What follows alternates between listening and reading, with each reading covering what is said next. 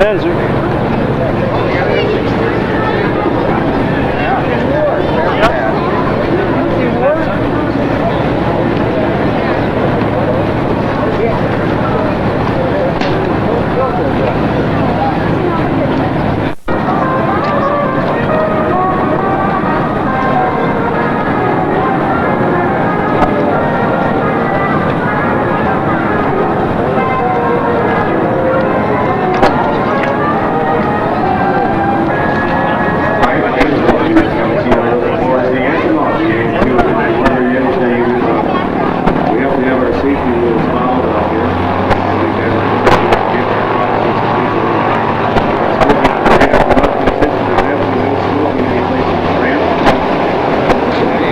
Safety, but it's not an option.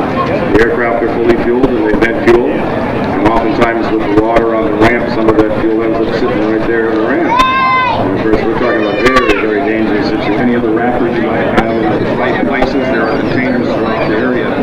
We also have porta potties at both ends of the field. If you get thirsty, I believe there's some water wagons at both ends of the field.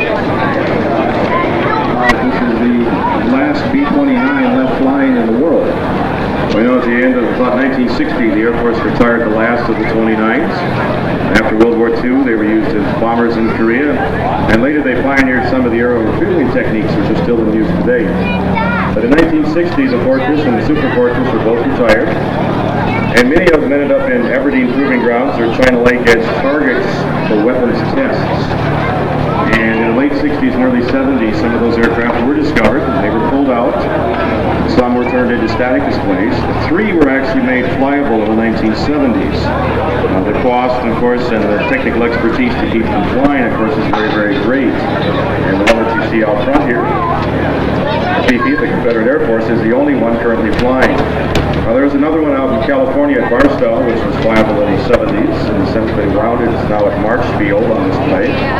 And Kermit Weeks has purchased one that was flyable during that time period too, and the one he flew happens to be one that was used by the Navy as a mothership. And of course, if I remember right, Norm Fifi was used to film The Right Stuff, and was used to demonstrate how they carried the X-1 rocket fighter like Chuck Yeager flew. And of course, that was the first breaking of the sound barrier. And so the 29 not only served as a bomber, but in many, many ways helped pioneer a lot of aviation technology. I even remember seeing a picture of the 29 carrying a little fighter called the XF-85, the Goblin built by McDonnell. This is a very tiny parasite fighter that didn't have any landing gear. It took Navy biplanes, the Sparrowhawks built by Curtiss underneath the great dirigibles. Of course, we all know what happened to the dirigibles. Tom, one of the questions we get a lot from the audiences out here is how much fuel will one of those engines on a B-29 burn? And I know that's part of the reason we are not flying the B-29 every hour on the hour, that it's very expensive to fly. Do you have any idea how much fuel per hour one of those engines burn? One of the fellows said it was 400 gallons per hour per engine. Now we're talking about over 2,000 horsepower an engine, 18 cylinders, so just to give you a little comparison, I know that, like on the Flying Fortress, we're talking about 60 gallons an hour in cruise. My little airplane burns 10 an hour in cruise, but it only has 4 cylinders. But at $2 a gallon, it starts to get a little pricey. And I think the audience here may appreciate the fact that all of this fuel is being provided by the Confederate Air Force, and this goes to our overhead on the display out here, and which brings to mind the fact that the more we fly, the less money we have to restore the aircraft. So we try to bring a balance to this type of show. We try to do as much flying as we can afford to do and still retain enough monies to restore. This flight has 30,000 feet where there is no oxygen. It's totally dependent upon rather primitive oxygen mask and rather primitive equipment. And statistics also show that many, many times crew members would come back having died because of lack of oxygen or their oxygen line would freeze up. The real problem with the mask is the ice, flying with weight, and a lot of them stay alive.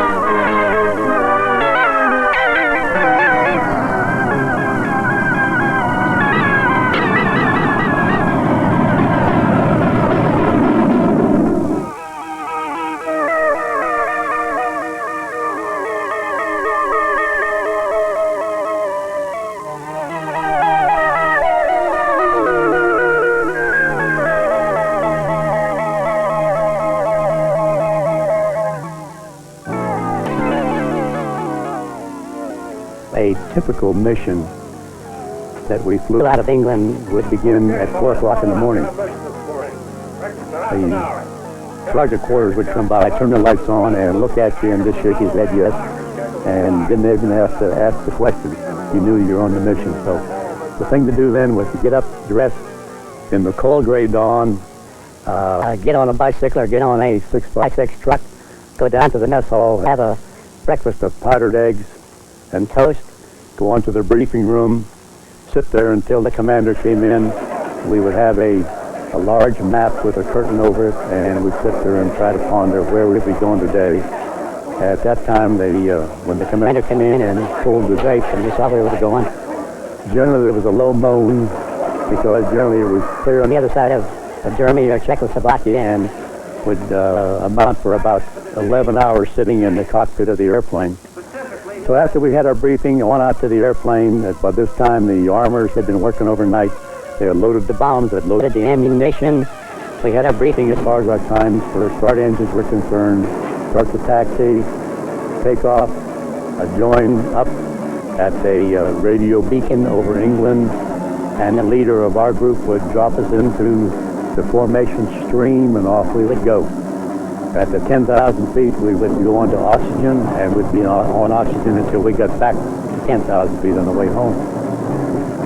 If we were lucky enough to be going someplace in the North Sea, we would stay at lower altitudes and didn't have to immediately go to our max altitude. If we were going to someplace like Munich, Hamburg, or something in that area, we would have to start climbing immediately, get up to our altitude of 25 to 31,000 feet, and continue on into the target. Well, normally we went in a zigzag fashion to try to throw the German fighters and the flak guns off a little bit so they didn't know exactly where they were going, because regardless of when it was, we knew that the flak would be waiting for us when we got to the target. The Boeing B-17 Flying Fortress is one of the most recognized airplanes of World War II. From Pearl Harbor to the end of the war, B-17s and their crews played an important role in the war effort. The prototype of the 4-engine heavy bomber was first rolled out in June 1935. Dubbed the Flying Fortress by a Seattle newspaper reporter, more than 12,700 B-17s were produced by war's end. Although small by today's standards, it was one of the largest airplanes used during World War II. On combat missions, B-17s normally carried a crew of 10. In the cockpit, the pilot, co-pilot, and flight engineer, who was also the top turret gunner. In the nose, the navigator and bombardier. Just behind the bomb bay, the radio operator. In the waist compartment, 2 gunners. A gunner in the ball turret, and finally, the tail gunner, who protected the rear of the airplane. Well, it's a little lonely back in the tail, but I guess it's lonely any place when someone's shooting at you. It was great fun. I enjoyed flying. I enjoyed everything about flying except the part where they shoot at you. But you were the most isolated in the tail. The rest of the crew was more or less together, and you were sort of sitting back there alone. But it was a very important position because fighters could attack straight onto the tail, and the tail gunner was the only one that could fire at them. So I guess you could say that German fighter pilots liked to kill tail gunners because then the plane was on them. B-17 gunners shot down 23 enemy aircraft per 1,000 missions. This compares to 11 for B-24 gunners. By the end of the war, B-17s had flown more than 291,000 missions. In the years that followed the war, the Scrapper's Torch claimed many of the B-17s that had survived combat. Surplus airplanes were sold to civilian owners who used the B-17 in a variety of roles.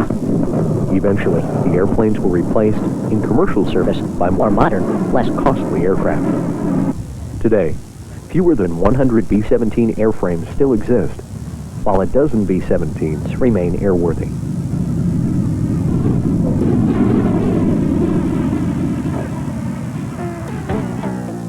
The B-17 aluminum overcast is owned and operated by the EAA Aviation Foundation, located in Oshkosh, Wisconsin.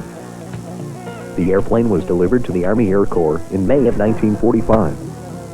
After being declared surplus, The airplane served a variety of civilian owners, hauling cargo in the Caribbean, performing aerial mapping in the Middle East, and was used as an aerial sprayer in the southern part of the United States.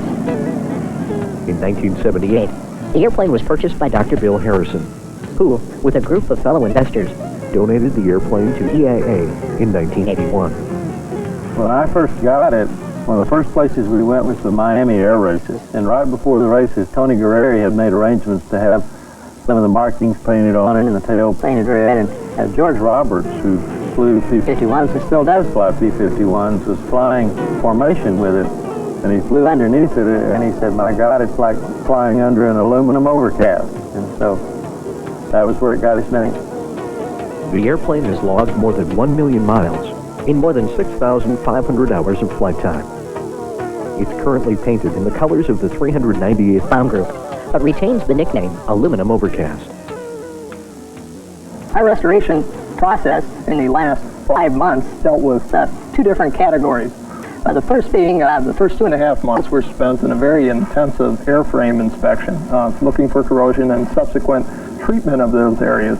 The remaining 2.5 months dealt with installing some of the equipment and furnishings that really makes our B-17 look quite a bit like a bomber. Before each flight, the B-17 pilots and crew chief perform a detailed pre-flight inspection of the interior and exterior of the airplane. Prior to the engine startup, we pull each engine through 9 blades to check for liquid locks, make sure that the all the oil doesn't drain down to the bottom of the cylinders and that we don't damage the engine on startup. I will visually check the oil levels, and I will dip the oil tanks to make sure we have the proper quantities of fuel for our next destination. Our checklist is complete. And turn number 2. Who's pump on number 2? Who's pump on number 2? Clear on number 2. Turning.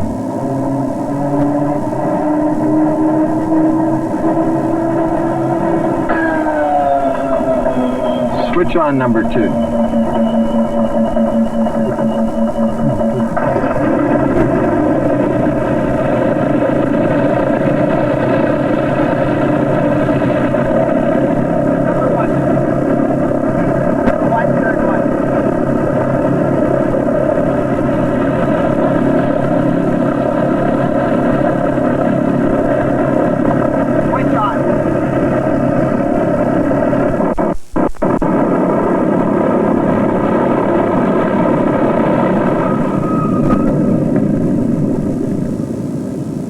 Inside the cockpit, one of the first things after starting the engines and you start to move, you hear a loud noise, a high-pitched noise, and what that is, the hydraulic system operating when you tap the brakes a little bit. The airplane is basically an electric airplane. The only 2 things on the airplane that are hydraulic are the cowl flaps and the brakes. It is comforting feeling to hear the hydraulic pump actually working so that you don't come up with a surprise and wind up with no brakes. The checklist is not really complicated. It's very, very straightforward. But when you have 4 engines that you have to check the propellers, check the feathering system and the mags of each one, and as a crew, the pilot on the left seat and the pilot on the right seat, they work as a team. So after a very thorough checklist, we go and take position on the runway. You start to take off roll after the tail wheels lock. You have your hands on the throttles, and you start the throttles up to 46 inches of manifold pressure, and you hear those 4 engines revving up, and away we go. We start rolling very slowly at first, but the airplane wants to fly.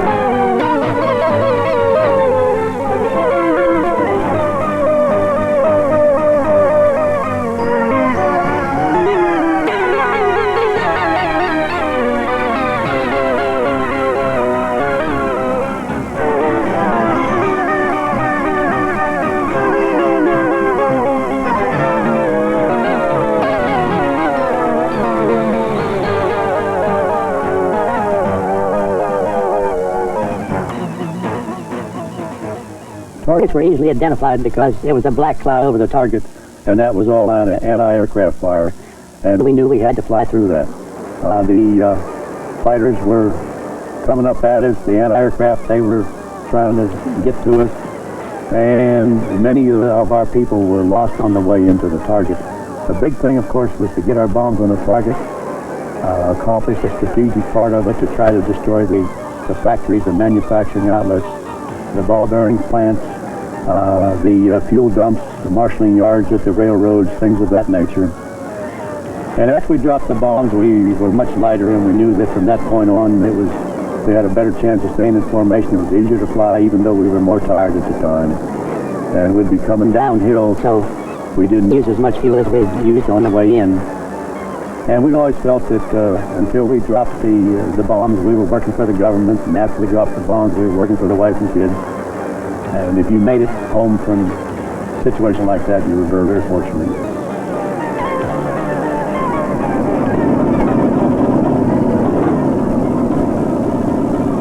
Do the in-range checklist and then a landing checklist. We're slowing the airplane down under 150 miles an hour. For this aircraft, we're putting the landing gear down in the flap. The limit is 147, but we're using 140 miles an hour for extending of the flap.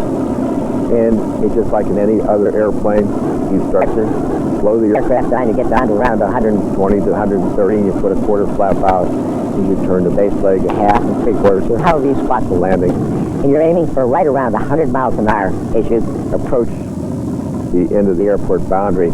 Taking once again your throttles and pulling them off. And you're probably crossing the end of the runway right around 95 to 90. And just keep coming back on the wheel, and it'll three-point very, very nicely.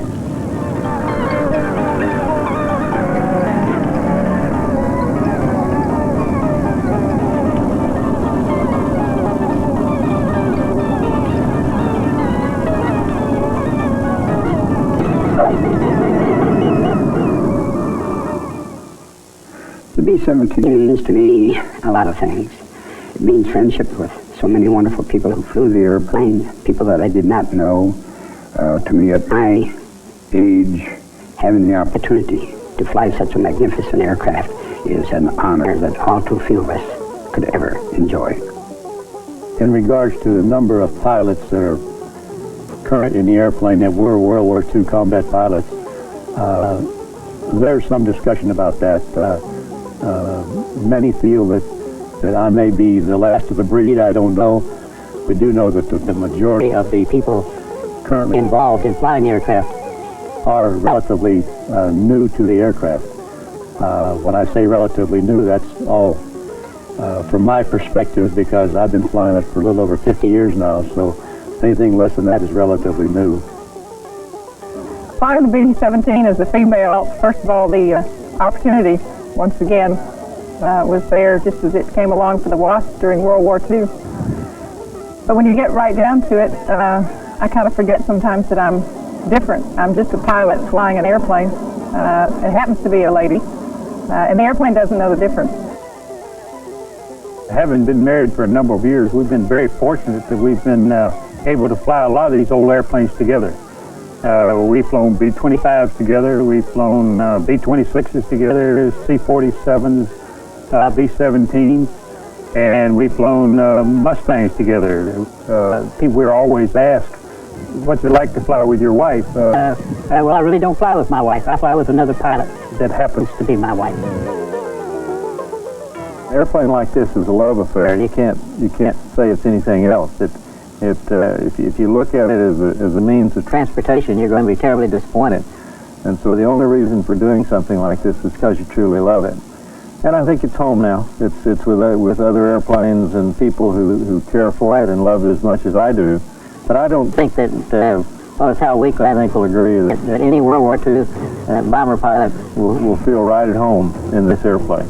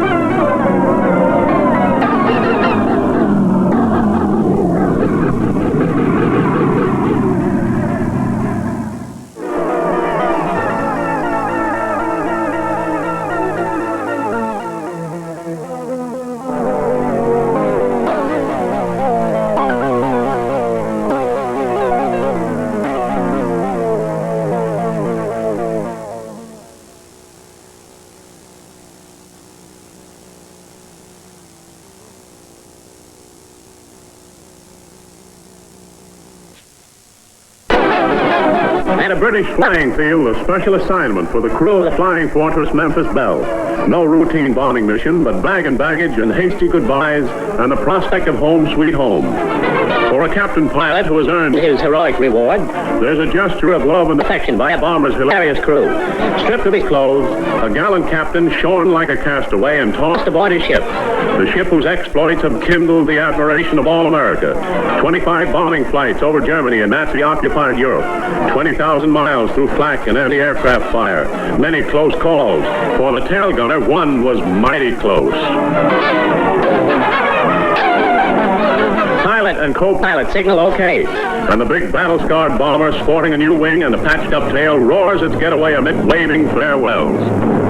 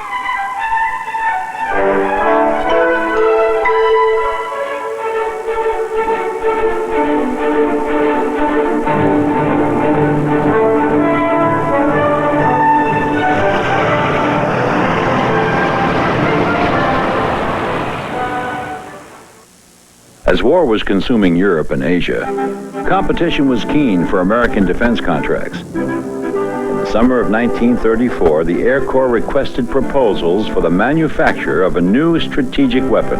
The generals wanted a tough, heavy, multi-engine precision bomber that would withstand punishment at 30,000 feet, with a range of 2,000 miles, a weight of 25 tons, 300-mile-per-hour airspeed, and a full combat crew. Boeing aircraft in Seattle, Washington would have the advantage. Thinking of tomorrow's airplane, Boeing production engineers had already been quietly working on just such a machine. During the lean Depression years, such planning was highly controversial. Too expensive for peacetime, and not tested in combat. There was considerable skepticism and opposition, and there would be no financial support from the government. Boeing borrowed the money and staked its future on constructing one B-17 bomber with custom-made parts and instruments. It was a great gamble. The testing phase would be critical. Special wind tunnels were constructed for testing. Stand-in crew members underwent endurance tests. Since breathing becomes impossible above 15,000 feet, oxygen would need to be piped to the crew members. Above 35,000 feet, at 60 below, even oil freezes, so special electrical warming suits would be necessary. Finally, in June 1935, the men who built the B-17 rolled her out of the giant hangar. They nicknamed it the Flying Fortress. The generals liked it and bought it. The contract had been won. Who could have known it would prove to be such a lethal weapon in decisive warfare only a few years later? The military would need many of these B-17s during the war. The losses would prove to be enormous. Over 12,000 would be built by war's end. Boeing implemented prefabrication on a grand scale. So massive were the logistics that the plane would be built in 7 separate sections and then be assembled as a complete unit. Americans from all walks of life and all ages worked 3 shifts daily, 7 days a week, building those giant machines. By the early summer of 1942, The fortresses had battled the skies. as from Luzon to Midway. The question now would be, Could this Boeing B-17, product of American ingenuity and determination, now bomb specific targets in Europe? Could they they fly and deliver these bombs? bombs in broad daylight and survive?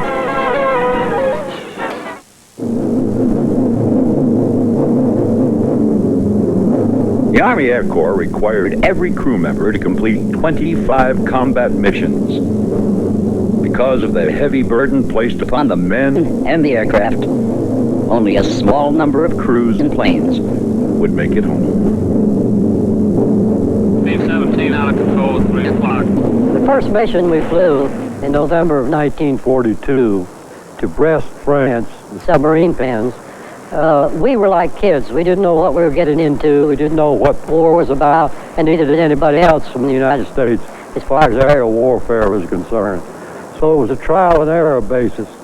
We were all gung-ho. We got in our planes, we flew the mission, and it was an easy mission, very easy. We had very little fighter attacks. We had very little anti-aircraft fire. And we came home and said, if this is all war's about, we have no real problem. But the second mission was a entirely different problem. We went down to St. Nazaire, which is submarine pens in Lower France, and these were one of the Germans' main submarine pens, and they defended them very heavily. And that day, pardon my English, but we got the living hell shot out of us. It was awful. And we really found out what aerial warfare was all about. We lost a number of crews that day, and then we knew that we were really in for a battle to defend and conquer Europe. And that's the reason the British stopped bombing in the daylight and turned to night bombing. Their bombers were insufficient as far as protection was concerned, and they couldn't survive. So they went over at night when they just bombed cities. We bombed specific targets. They told us you cannot bomb daylight bombing over Germany, and we were sent over to try it. But they only sent over a handful of planes. That's all they had at the time, and that's all they were willing to commit at the time until they could find out whether or not we could be successful in going over and coming back. And we lost 80%. This was no longer training. This was the real thing. And boy, were the odds stacked against you. And the crew knew it. Only 1 in 5 would survive the 25 missions. We knew that. The odds. Sure, we were scared every time we went. But if the guys are going, the brotherhood had been built up. I can't let those guys go, and we stay home and call in sick. You had to go. So we were all terrified, of flat, more than fighters. Flat. It's an anti-aircraft fire. Deadly and accurate. The flak could get heavy and tense and right on you, just pushing all around you. You could hear the lumps of the shells, And all you could do was sit and take it. In one case, the bomb bay doors were open. The bombs hadn't gone yet. Pow! Just a big orange flash. There was 10 guys in an airplane just the size of a pea. I saw planes disappear flying on my left, or just a few yards up in front, and I saw the ones who were wounded and killed, and when they came back home, but somebody was taking care of me. Somebody says one comment at 3 o'clock, and I turned, I pulled my head back so I could see in that far window there, and the next thing you know, boom, the glass blew out, and there's a hole in there. And so the fragments of plexiglass caught me alongside of the face, knocked the goggles off, and hit the goggles, the flying goggles, and I reached my hand up because it kind of stung. I went like that, and I said, oh, geez, I seen the blood. And then I went like this on the other side, because I thought it went right through. And then there was no hole in the other window there. I don't know where it went, and I didn't much care. The tail gunner position on a B-17 is critical to the mission's success. The tail gunner was back there all alone by himself. And the tail gunner, you've got to remember, had vision that none of the rest of the gunners had from the rear section. He could see everything, what fighters were coming in, what flak, what was happening to the other rest of the formation. He was a very important person on that intercom to tell us what that whole rear section because he had views that none of the rest of the gunners have. They used to roll like that, and that was to give them a bigger bullet pattern. They'd fire all their guns and they'd roll. They'd do a slow roll while they were firing. They come so close you could see their faces.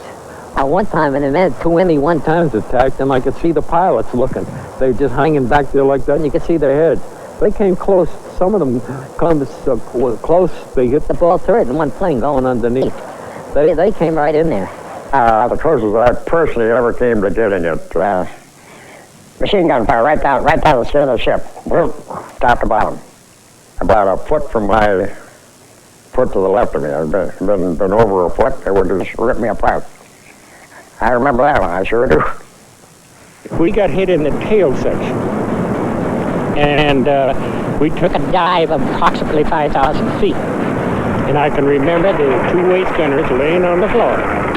From the force of gravity, they couldn't move. But I had the determination I was still going to go, and I was back to the back door before we pulled out. We were very fortunate because somehow or another he put it on automatic pilot and was able to pull it out.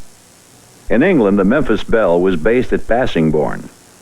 Bassingbourn was formerly a British base and was in use by the British until the Belle's group commander, Colonel Stanley Ray, proved successful in persuading the British government to turn over RAF Bassingbourn to the Americans, when a newly built base proved inadequate.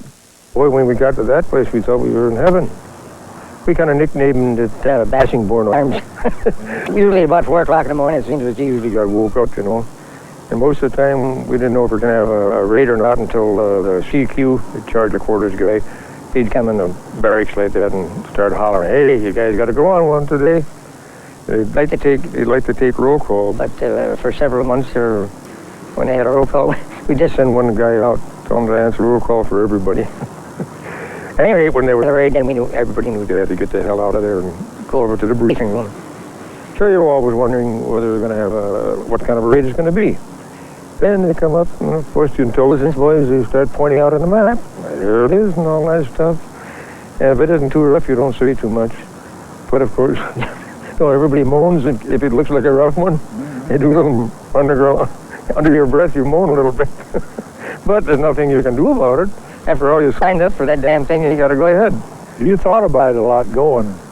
After you got up, went to briefing, you'd think a lot about where you were going, and you just wonder if everything would be all right, and you get back and you'd be in good shape to go back on tomorrow or next day. You know, that's after about 15 to 18 raids, the guys get a little bit more nervous. And when we'd leave our briefing, you know, and if it was a bad one, we just sweated it out. This might be the one, you know, and you wish something would happen. Maybe the plane wouldn't take off. Maybe something would happen, you'd lose an engine or something like that, because you really didn't want to go. But once you got up and you were concerned about your oxygen, your guns, you were so busy you couldn't get scared. And the closer you got to 25, the worse it got. Because I hate to think you went through all these and then had to get it on the 24th or 23rd mission. After winning the Academy Award for his work on the wartime drama Mrs. Miniver, distinguished movie director William Wyler donned an Air Force uniform and went to work for the War Department's first motion picture unit. He was assigned the task of making a 45-minute color documentary about the first American bomber to complete 25 combat missions. Wyler chose the Belle after his first choice, Invasion 2, crashed on its 24th mission. And it appeared the Memphis Belle would be the first to complete the required 25 missions. Wyler personally flew 5 combat missions on the Memphis Belle. When President Roosevelt saw Wyler's finished work, he insisted that every American be given a chance to see the film, that they might better understand the war effort and what their sons were doing overseas. Paramount Pictures elected to distribute 15,000 prints of the documentary without profit to American theaters nationwide. The film was often presented along with the theater's main feature as part of a double bill. You'd be shooting your guns in the middle of a dogfight. All of a sudden you feel a presence behind you, and you turn around and there was William Wyler photographing you shooting at planes. He had a lot of nerve, that man. He's a great guy. He was instrumental in our returning to this country to tour. 36 planes left this field this morning. Now 6 more arrive. That makes 20 home. And this one's 21. More wounded aboard. Southern Comfort, with a chunk of tail gone. They flew home on their luck. There's a real downside to Gwari. The day-to-day hardships of battle. The horror and agony of seeing your comrades dying all around you. Especially when you lose a buddy. But this was war. All of this, routine. But sometimes the tension would become almost unbearable. The ground crews and support personnel would anxiously pass the time waiting for the planes to come back. Then counting them in one by one. Would a close pal return, badly injured? Or not return at all? Between missions, the boys, men now, played hard. And prayed hard as well. Lord God and guide the fly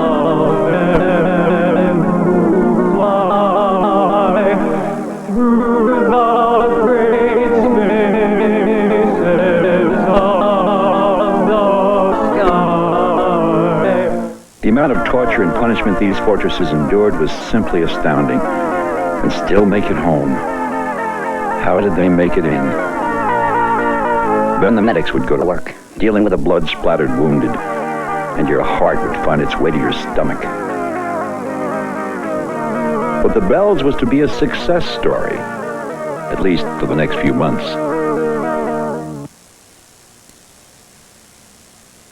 Next time on Masterpiece Theater, the boat is cast. Quite going at Christmas. Chloe. You will in future refrain from stating no.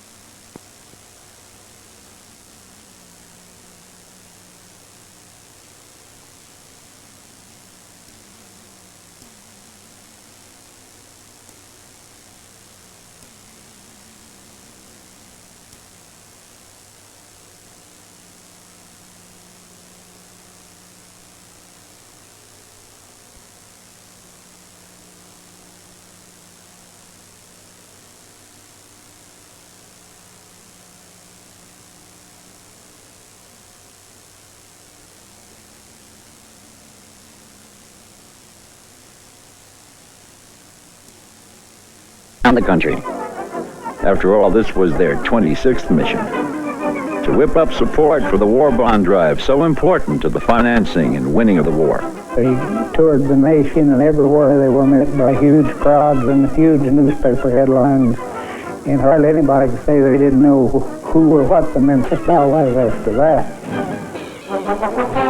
Here these guys, the Memphis Belle crew, were the toast of the town. Riding in parades, newspaper reporters clamoring to interview them about their missions over Europe. Made heroes out of them.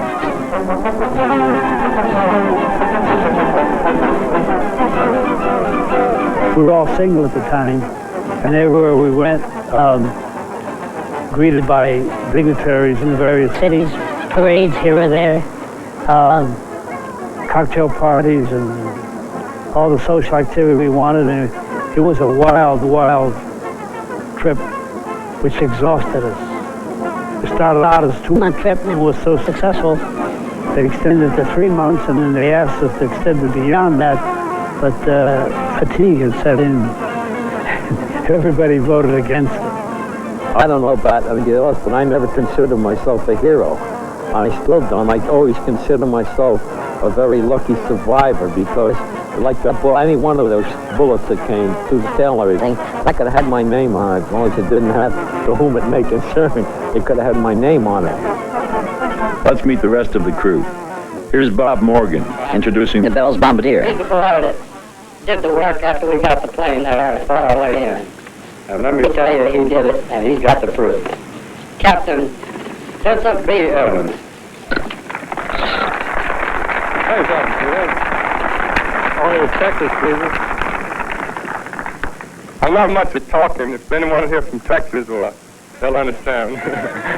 He got an award of an air medal over St. Nazaire that we bombed the St. Nazaire submarine pens from 28,000 feet. And his main impact bomb, he was lead bombardier that day, was 15 feet from the main point of the target. And that is fantastic bombing.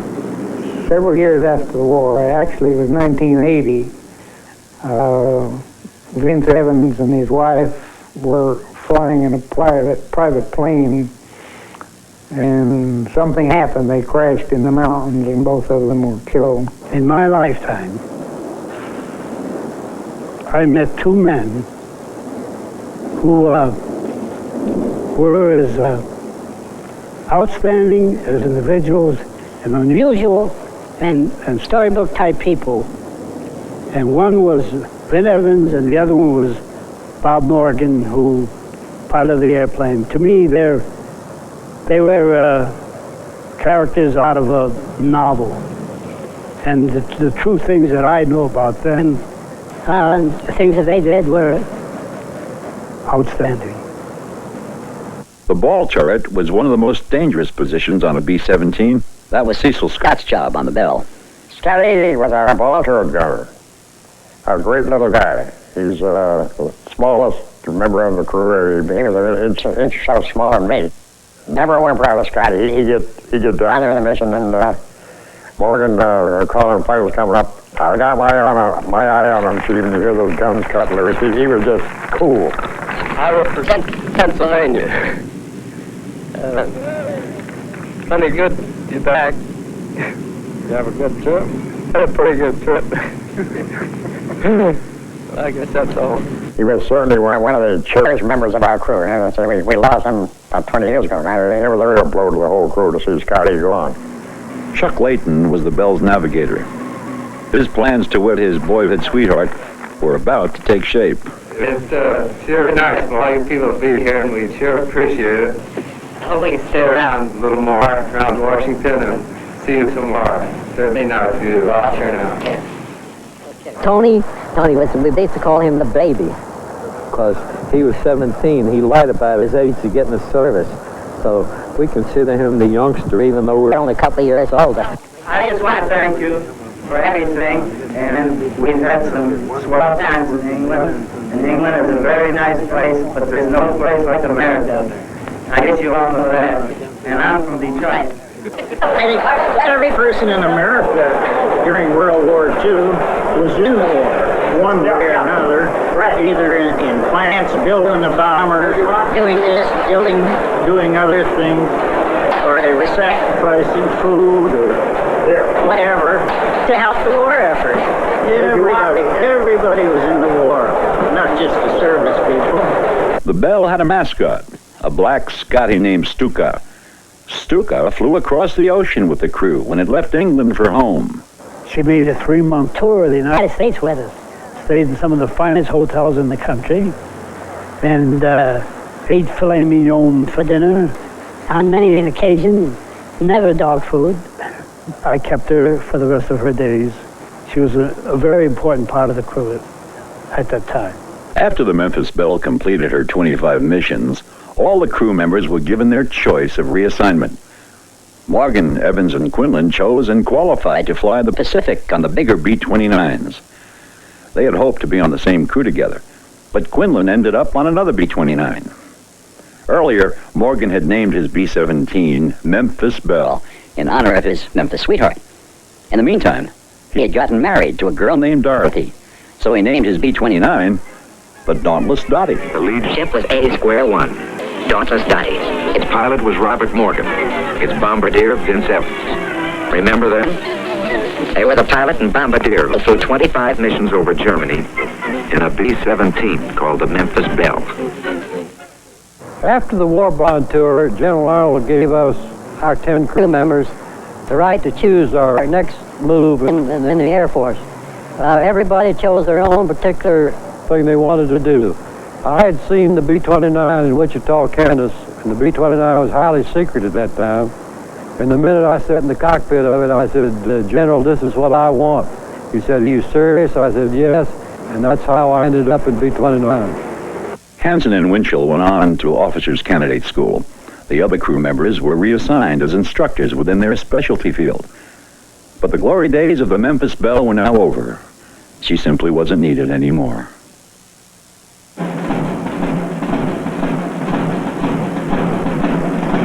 After the war, most of the planes that had been built during the war and survived the war suddenly became surplus. They weren't needed anymore.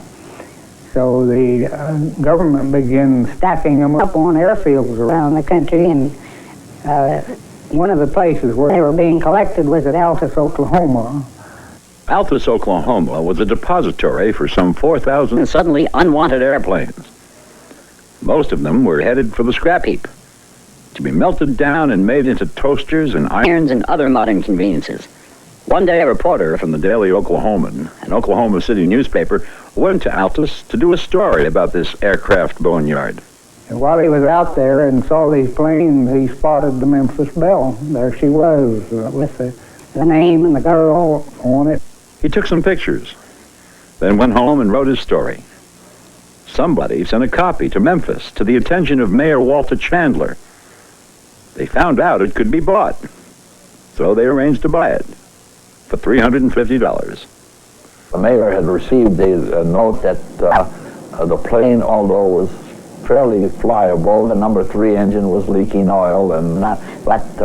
So Mayor Chandler got a hold of the crew and sent it to Altus, Oklahoma. They in turn picked up the Memphis Belle and they started to just take a practice flight around Altus. It started flying so good they decided, let's go home. So they never landed again at Altus. They just came to Memphis, and this was in July of 1946. And it stayed at the Air National Guard for about 2 or 3 years. Then, sadly, with the glory over, interest began to wane. Soon the Belle would have to be moved, so they built a stand at the corner of Central and Hollywood. There she stayed for 27 years. She sat on a pedestal out on Central Avenue for many years, but she was exposed to the weather, and vandals climbed over the fence and took parts off of her and damaged her. In November of 1977, they again had to move the Belle because the National Guard Armory was sold to the Park Commission to be made into a parking lot. It was moved to the Memphis Airport, where it remained for the next 10 years. The Air National Guard came over with their heavy equipment and they dismantled the plane, put it all on flatbed trucks. And I'll never forget one Sunday morning we had this long, long convoy led by police with motorcycles going all over the place, and we finally arrived at the Air National Guard area. People passing by. Oh, but there was a time when the leaders of the nation feared her name. She did her part for freedom. Yes, she served her country well. She's the grandest lady of them all.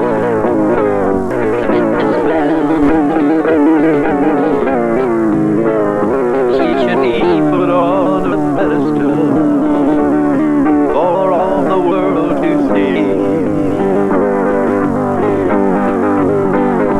She should be dressed in splendor and restored her dignity. She spent her time in battle. Yes, she went through fire and hell.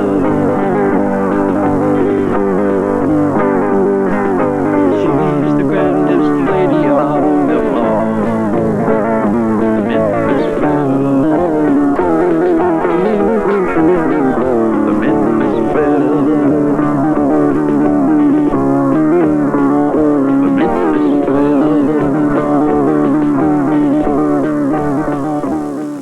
Vandals once again had their day.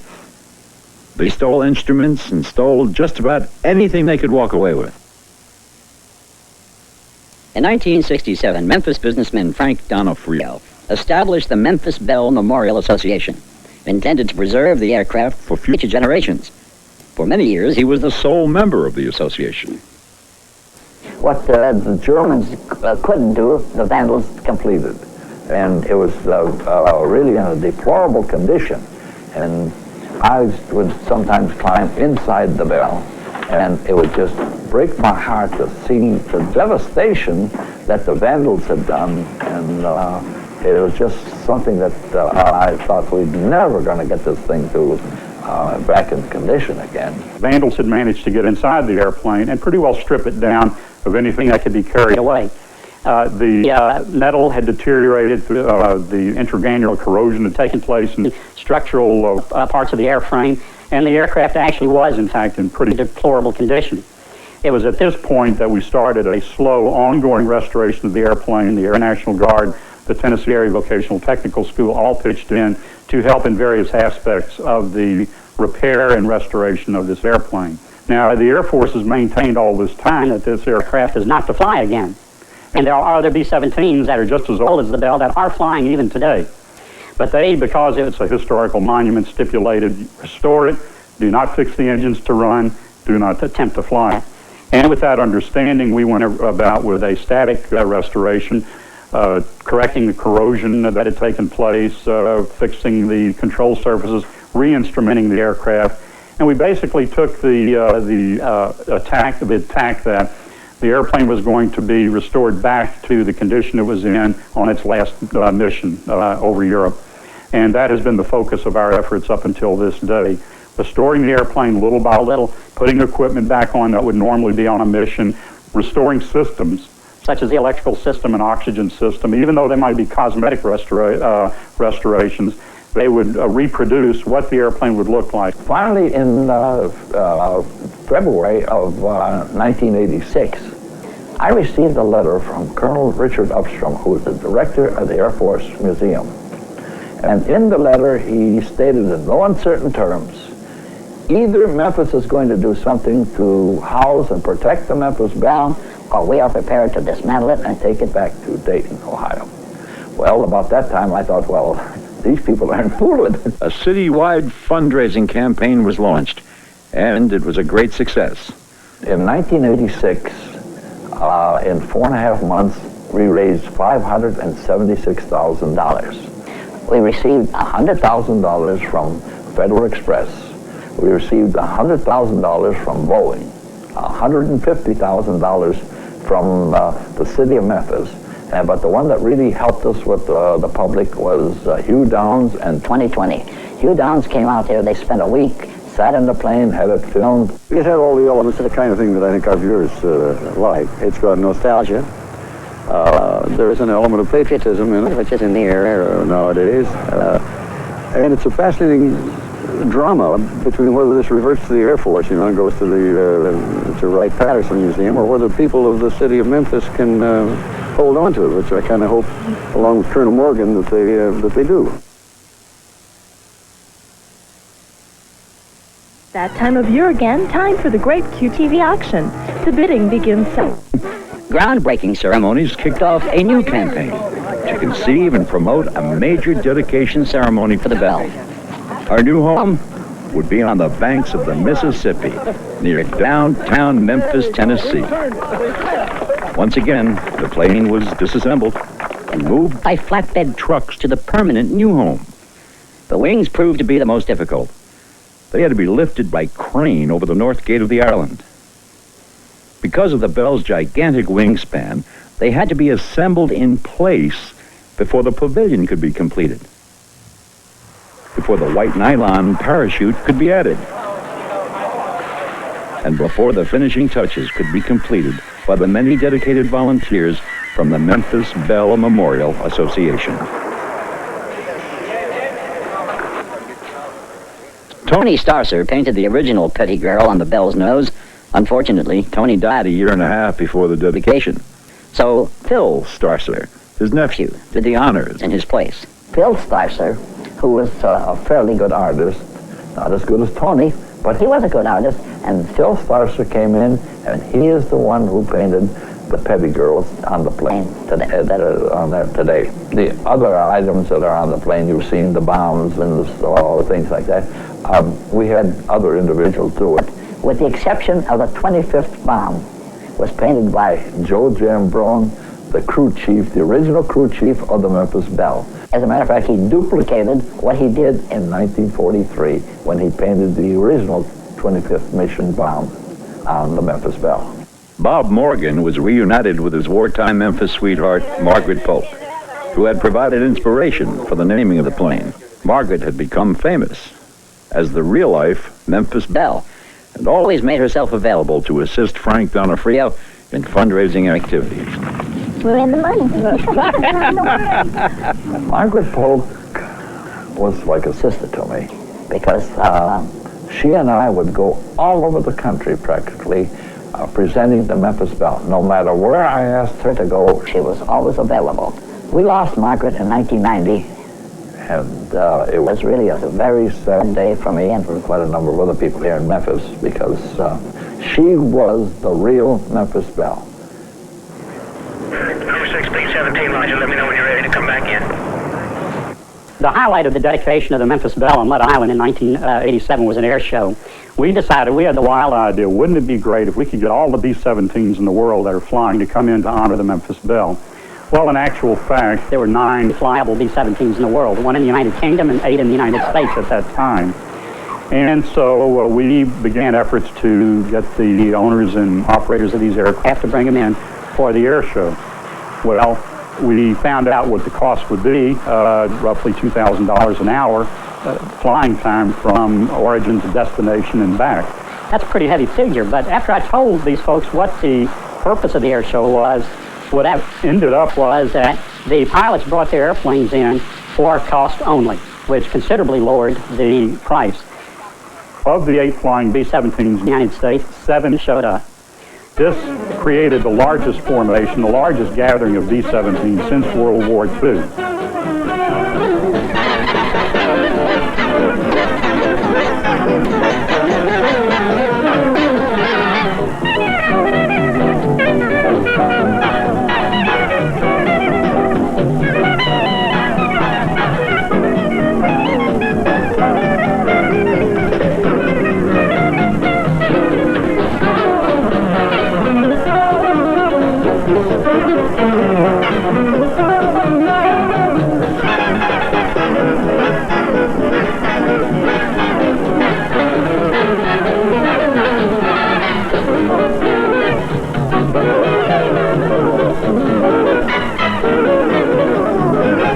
This was an air show to end all air shows.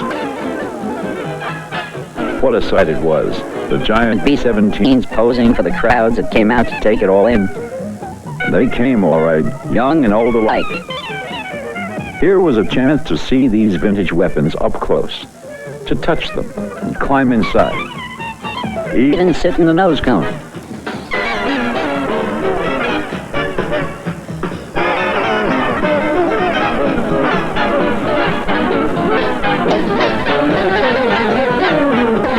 On the big dedication day, over 25,000 people crowded on and around the island to take part in the spectacle.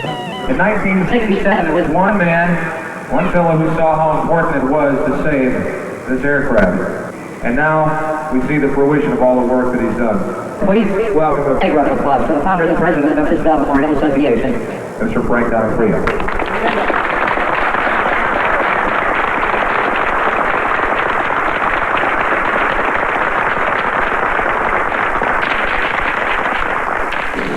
And then at just the right moment, the B-17s warmed up their engines. This in preparation for a very secret mission. This was going to be a special bombing run with a special and symbolic load. To see the aircraft lining up and taxiing to the main runway, if one sort of deflected your gaze and got today out of the picture, you saw yesterday. With the shimmering of the mirage effect of the sun on the runway the aircraft taxiing up, it could have been a lineup of B-17s getting ready on an important mission during 1943 or 44. Watching them take off one after the other, and the roar of the engines was just a sight to behold, something to be heard.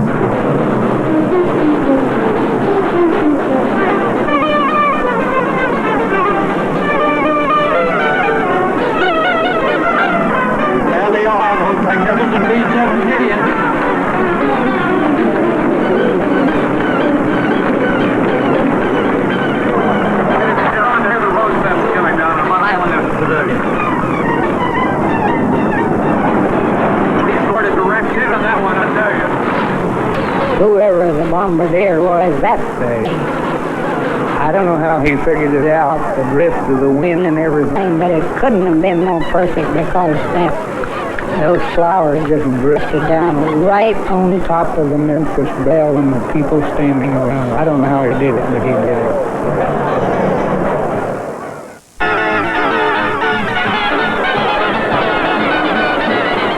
Margaret and Bob cut the ribbon, officially opening the Memphis Belle Pavilion for generations of future Americans to learn of her distinguished past.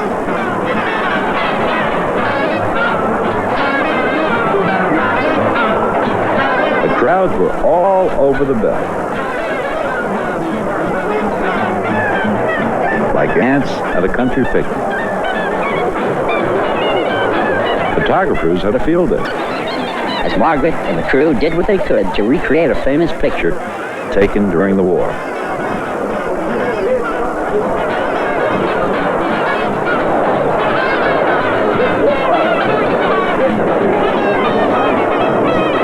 There were autographs to be given.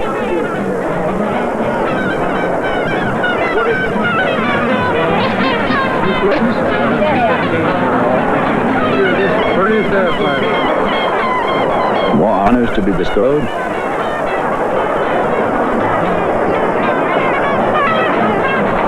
And interviews to be done. Then, dancing to the big band sound of World War II put the final touch on this very memorable day.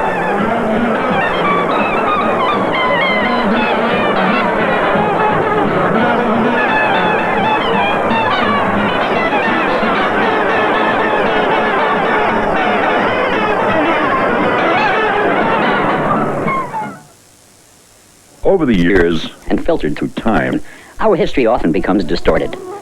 Even with the best of intentions, important facts are sometimes blurred, and a kind of mythology results. That's part of the Belle story as well.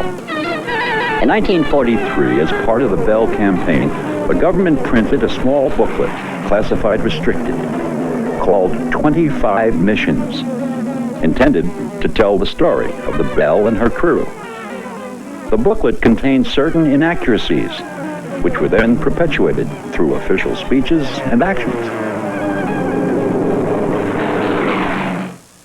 The grandest thing of all is that we have back with us the same crew that took it over, and only one man has it wounded. They knew at that time that the same 10 men did not fly those 25 missions all the way through as an intact crew. But I guess they just decided it made a better story. Colonel Morgan himself only flew 20 of his 25 missions on the Memphis Belle. Jim Varinas, who started out as a co-pilot, well, after he flew 5 missions on the Belle, they gave him his own plane, which he named the Connecticut Yankee, and he went ahead and completed his missions in his own plane. The Belle was named in honor of Morgan's wartime sweetheart, Margaret Polk. But there's another inspiration for the name. Jim Varinas and Bob Morgan went to a movie one night, and Republic Pictures had just released a movie called A Lady for a Night, starring Joan Blondell and John Wayne. And in this movie, Joan Blondell plays the part of a Mississippi River gambling queen. She's got a gambling boat on the Mississippi River, and believe it or not, it's called the Memphis Belle. And in the movie, on several occasions, the people refer to Joan Blondell as the Memphis Belle. So these guys saw this movie, and Jim Varinas pops up and says, "Hey, Memphis Belle would be a good name for the plane." And Bob was engaged to this girl back in Memphis, Margaret Polk. Memphis girl, Memphis Belle. It all fit together. So they decided, they took a vote, and crew members agreed to call it the Memphis Belle. In 1990, William Wyler's daughter, Catherine, fulfilled her long-held passion to produce a major motion picture based upon her father's 1943 documentary. Look at this. What do you think?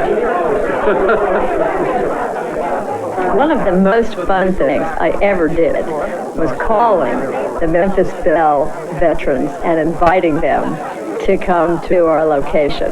The day I met with the actors, I really felt like I had done something special. There was so much real feeling between each actor and his respective veteran. And it was a very emotional and, I think, special moment for a movie. I was thrilled, of course. Here you are. Years and years and years later, they're going to replay an important part of your life in a Hollywood movie. I don't think many people that I know, or any people I know, ever had that happen to them. They asked me if I wanted to be in the movie, and I said yes. So when I got there, they made me an English councilman. I said, why didn't you make me a major general? They said the major generals in those days were a lot younger. In the fall of 1992, Bob Morgan chose the Belle's new home as the site of what he called his 27th mission. With the Belle behind them, he and his new bride, Linda Dickerson, took their vows. Paul Tibbets, the pilot of the B-29 Enola Gay, who had also flown B-17s during the war, agreed to give away the bride. Bob and I flew B-17s in Europe at the same time period, except that I took off a little bit quicker than he did because I led the first mission that was B-17s across the channel on the 17th of August in 42. Now, I know that Bob, he led the first B-29 mission. So I led the first B-17s. He became famous for his B-17 operation. Nobody paid much attention to me, but I became famous for the B-29 operation. So it's one of those kind of twists of fate, I guess.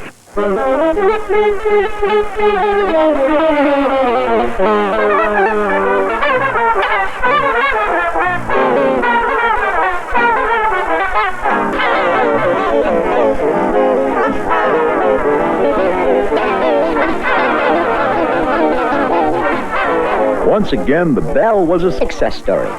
This B-17 provided the perfect setting for launching Morgan's 27th mission. How ironic that this magnificent machine, originally created as a tool of destruction for wartime, became the perfect gathering place for peacetime celebration and remembrance.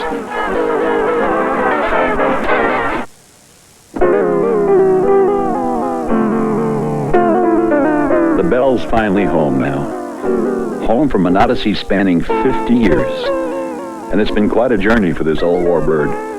She's experienced war in its most terrifying and destructive form, and a kind of romance through the years with those closest to her. She's truly a remarkable symbol for all kinds of heroes, those who fought with her, those who fought for her, those who fought so long and so hard to preserve the memory of this important chapter in American history. You know, history is a funny thing sometimes, with all its twists and turns. Perhaps something important has happened here. Wouldn't it be grand if all our history could be as respectfully preserved for future generations as is now the Memphis Belle? In a way, maybe the Belle's final mission is to play host to future generations of veterans, students of history, or just the plain curious. For surely to see and touch this plane is to feel the pulse of history.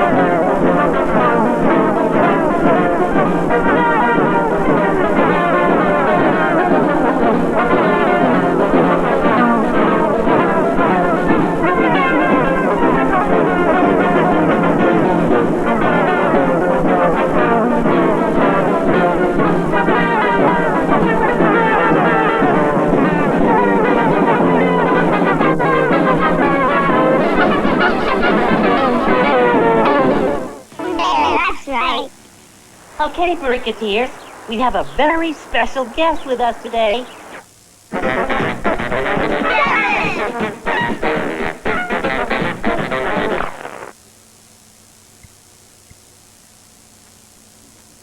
Crew was rescued, but the Keybird was left behind. Nearly half a century later, a new team wants to bring her home. Just do it again. It'll fly. You bet it'll fly. But conditions are harsh, the work exhausting. Their shared dream becomes a life and death drama as they struggle to free the B-29, frozen in time.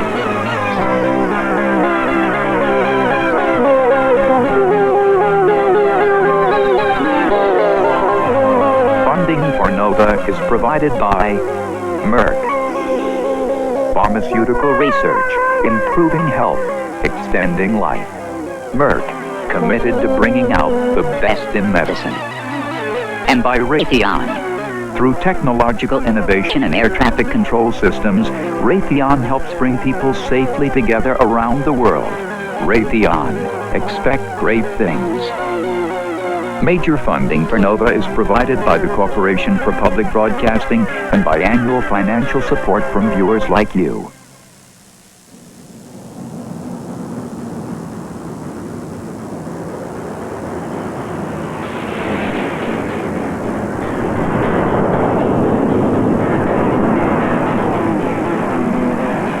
A C-141 lifts off from Thule Air Force Base. Once a vital staging post for the nuclear bomber fleet, Thule is now a relic of the Cold War. While its radar domes still probe the horizon, it is eerily quiet and almost deserted. One of the most remote and isolated outposts of the United States Air Force. It lies on the inhospitable barren shore of northwest Greenland, deep inside the Arctic Circle. The climate is harsh and unforgiving. Even in summer, when the sun never sets, it remains so cold that the sea is littered with icebergs. Inland, a vast unbroken ice cap stretches for 800 miles.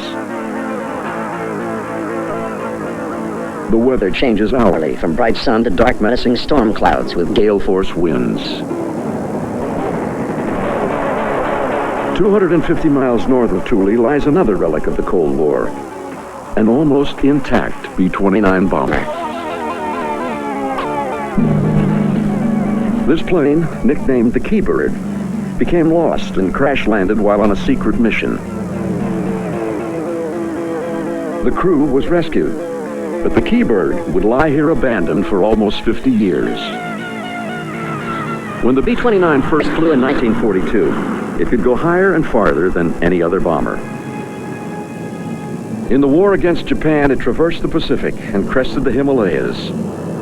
The culmination of the B-29's military service was when the Enola Gay dropped the atomic bomb on Hiroshima, ending the war.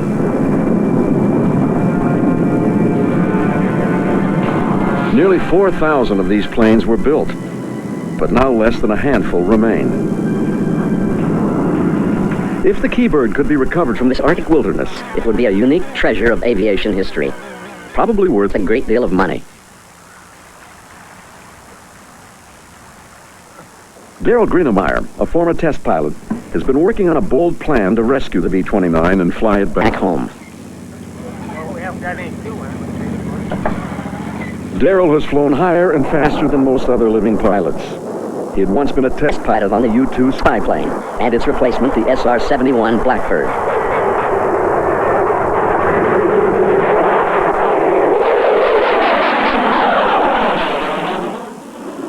In the 70s, he built his own Starfighter jet from spare parts to gain a low-altitude speed record, which he still holds.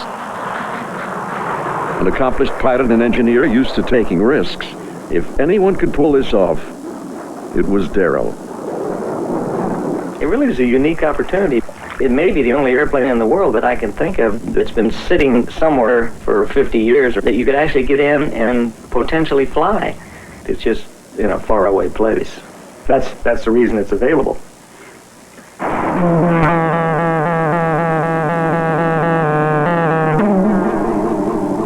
But getting the Keybird into the air requires more than skill and boldness.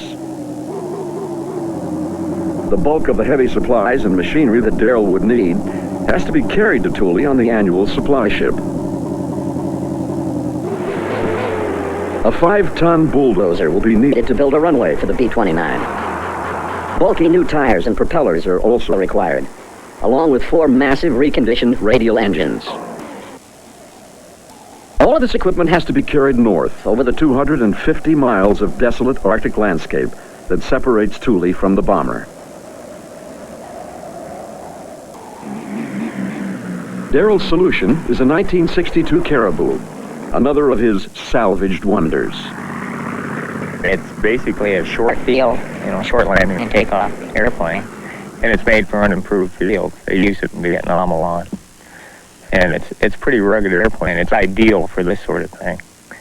Flying these engines in, and it will carry a pretty good load. Rick Kriege, who had been Daryl's chief engineer for over 7 years, is responsible for making his plans work. With the Caribou's arrival in mid-July, Daryl's team is complete. Cecilio Grandi has been Rick's assistant for 3 years, learning on the job. Dirt doesn't go through the filter. Vernon Rich is a toolmaker and machinist. And Bob Vanderveen, as well as being another pair of hands, is going to do the cooking. Roger von Groot, a retired airline pilot and a distant relative of Baron von Richthofen, will fly the Caribou.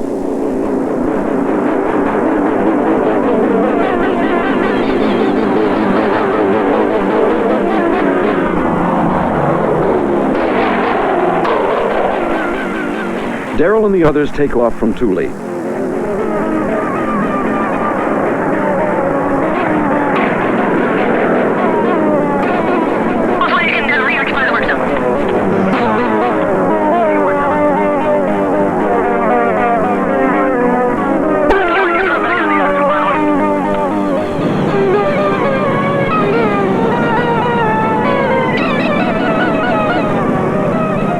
Flight takes them over uncharted mountains and glaciers 250 miles north.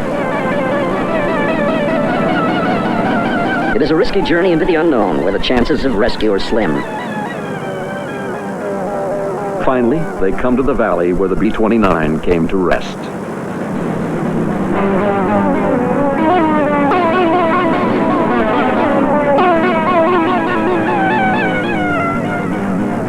They fly low over the valley floor. Roger lowers the wheels and makes a brief touchdown to test how firm the surface is.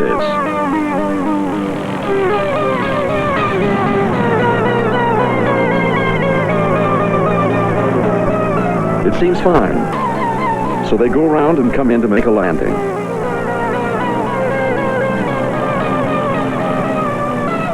If anything goes wrong now, the consequences could be fatal.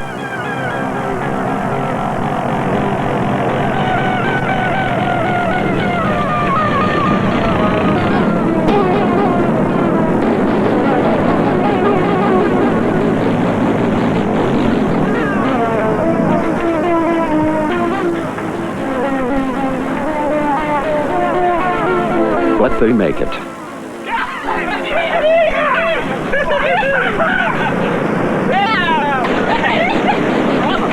Fantastico. Fantastico, yeah. The relief and euphoria spills out as they examine their landing strip. Fantastico. We can get the thing turned around in this soft dirt, you know. Oh, yeah, we can. In fact, this, I felt this is the first really soft stuff we hit. Look back there. Yeah. You like our barrel approach? The team begins to set up camp. As behind them, the B-29 gleams like new in the chill Arctic sunshine. A time capsule preserved in this remote valley.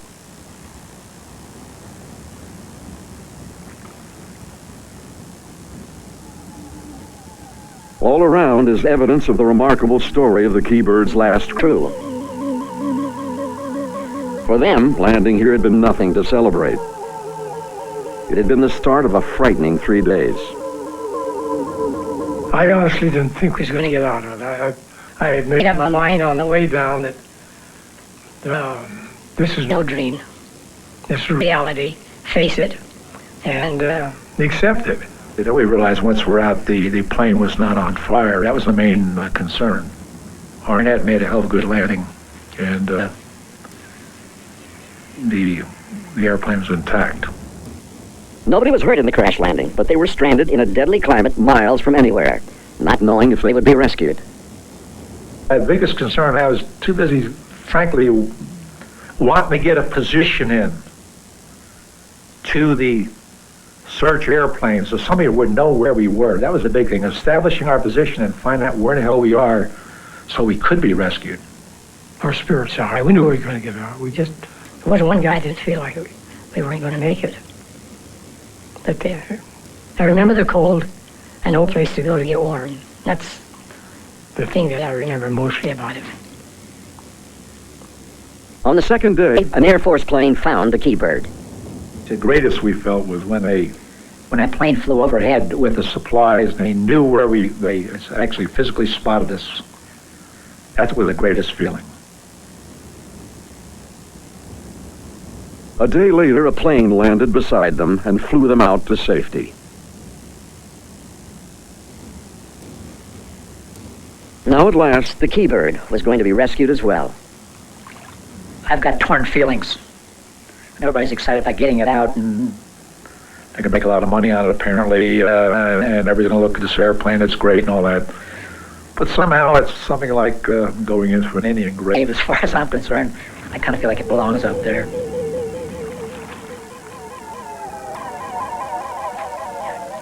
No longer claimed by the Air Force, the Keybird was now available to anyone who could fly her out. Darrell and his team go to work. Keybird, over. The radio link to Thule is established. The tent's set up.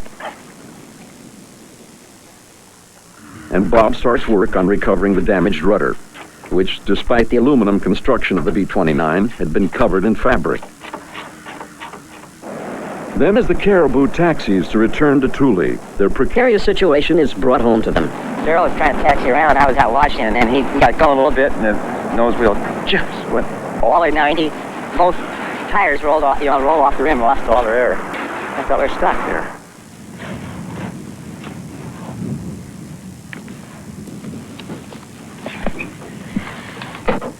It takes hours to dig the wheels out of the sticky mud. Rick's idea to use propane gas from the camp stove allows the Caribou to return to Thule, even though the wheels could explode if they get too hot.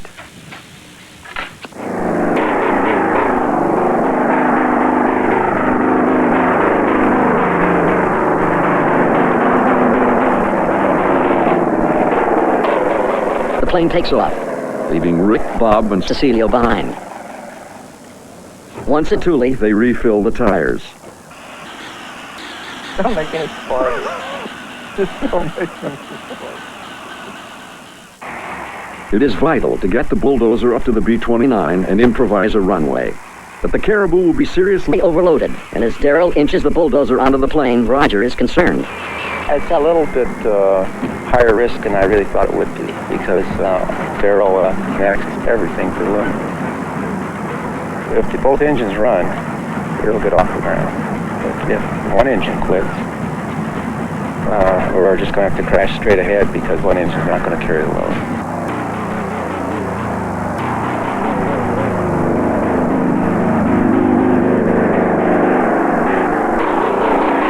The Caribou, slow and cumbersome, returns to the B-29.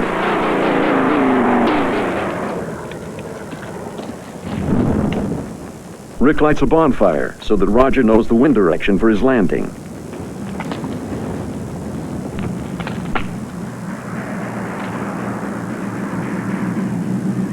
As the dangerously overloaded Caribou comes into land, people on the ground do not realize that something has gone seriously wrong.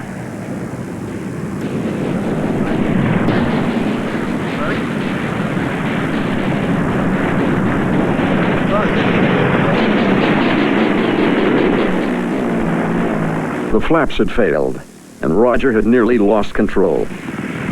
We came in no flapper. I knew you were going to. Oh, 90 knots. I stalled, and I was in this shaker at 90. And Darrell said, we can't do it without any flaps. I said, oh, shit, I don't want to go all the way back to it. We're getting low on fuel.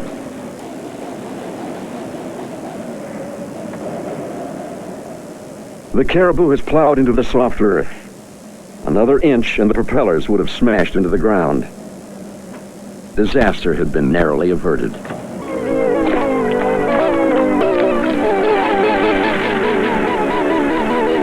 Darrell puts the bulldozer to work on the B-29, immediately proving its worth.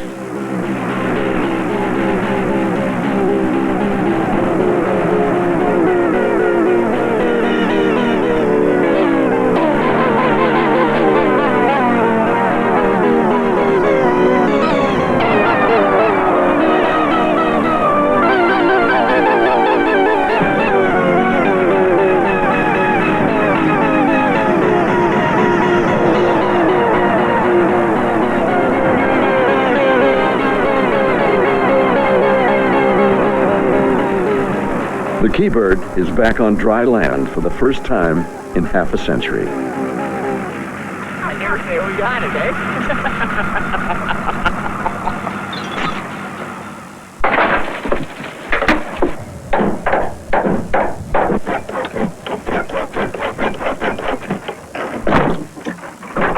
When the giant B-29 crashed in 1947, the bomb bay doors suffered the most obvious damage. They will be taken off to be replaced later. Well, the snow really cushioned it real well. It built up under the bomb bays, and the bomb bay doors took all the load, and about 90% of the damage. There's a little bit of damage on the aft fuselage, and on the flaps, but that's it. The propellers were badly buckled by the crash, and the main engine bearings were twisted. New ones will be put in their place. The key elements were the engines, but we've got 4 new engines. We ran 2 of them on the test stand. They ran great. We need to get these engines on and tidied up and ready to run, and then hang propellers. They take an inventory of the work necessary to get the plane airworthy. The tires, they look good, but they're rayon, and rayon doesn't age well, so we brought up some nylon tires to change them out. The rudder and the elevators are going to be changed out. Coming on over here to the ailerons, the control surfaces were fabric, and they have to be changed. They were paper thin. You could put your finger right through them.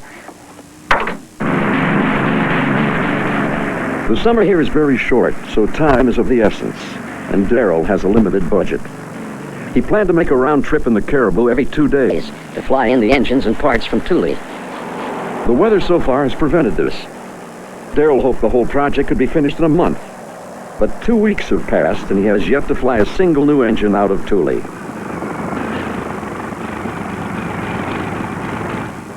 Captain Dugan, the base manager, asks him about the schedule. When you got here that, trying to plan to have people in here. We could fly straight through, and we haven't been able to. And I told him, I said, the weather up here is not like, it may be summer, but it's not summer like you think of it in the United States. Yeah, that's right. Talk to the man upstairs and something with this weather. Well, to get it the same as both sites would be unique also. Yeah. Actually, the weather up there the last few days has been nice. Well, that's what I heard. I was going to say, it's good up there, and it hasn't been good here. In fact, it's hot.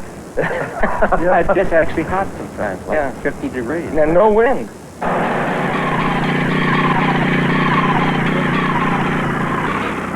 Back at the B-29, Rick, Cecilio, and Bob continue working, stripping off the old twisted propellers.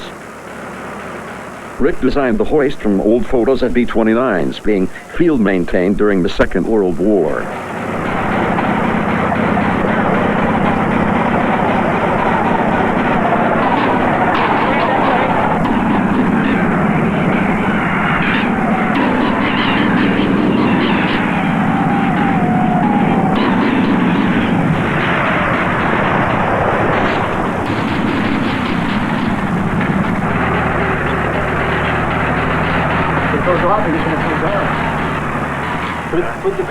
Darrell and Roger return with a new engine, and the old ones are slowly eased off.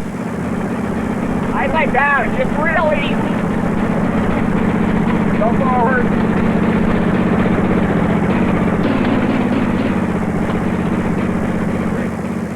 Before the new engines can be installed, a lot of components need to be stripped from the old ones. Well, how do you want to dismantle this thing? Well, first we gotta take the carburetor, take all this stuff off. Then we gotta take the injection pumps off, and we gotta take the carburetor off. Okay, and then we take the quarter mount off. Alright.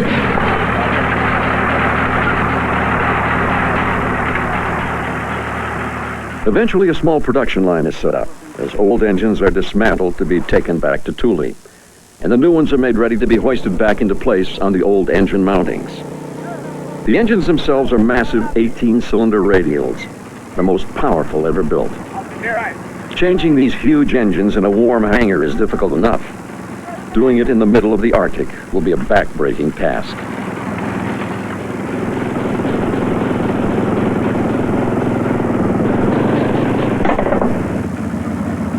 Rick is tireless, and his workload isn't only confined to the B-29. The Caribou also presents problems.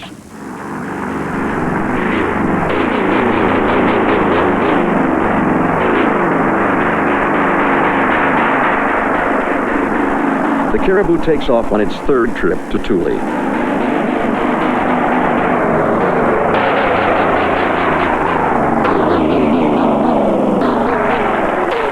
It circles and returns to land.